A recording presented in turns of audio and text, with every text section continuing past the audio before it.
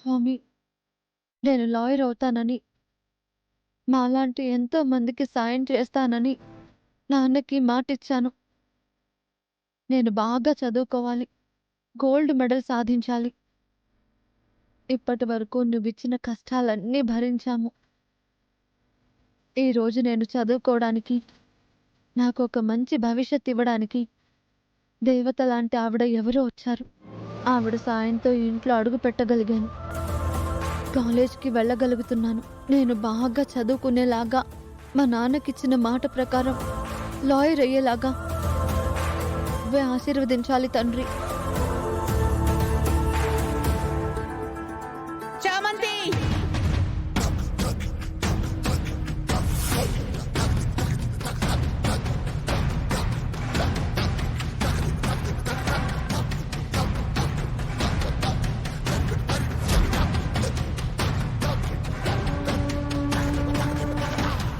చెప్పండమ్మా.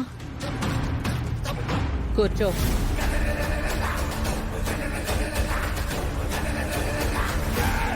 పర్లేదు, మీ ముందు కూర్చున్నంత పెద్దదాన్ని నేను ఇంకా కాలేదు. పెద్దదానివైతే కూర్చుందామని. అలాంటి కోరిక నాకు లేదు. తిన్నింటి వాసాలు లెక్కబెట్టడం, ఎక్కొచ్చిన మెట్లు మర్చిపోవడం నాకు చేత కాదు.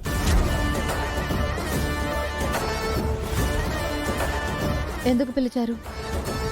గతం మర్చిపోను, ఎక్కొచ్చిన మెట్లు మర్చిపోను అని కబుర్లు చెప్తున్నావు. ఆ రోజు మీ అమ్మ ఆరోగ్యం బాగోలేదంటే డబ్బులిచ్చాను. నేనేం చెప్పినా చేస్తానని అగ్రిమెంట్ కూడా చేశావు. మా అమ్మని కాపాడడానికి 10 లక్షలు ఇస్తామన్నారు. దాని మీద ఏం రాస్తున్నా నాకు అవసరం లేదు. ఇప్పుడు సంతకం పెట్టేస్తాను.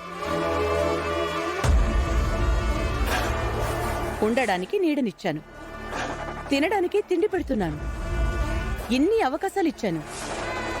ఈరోజు నీకింకో పెద్ద అవకాశం ఇవ్వబోతున్నాను.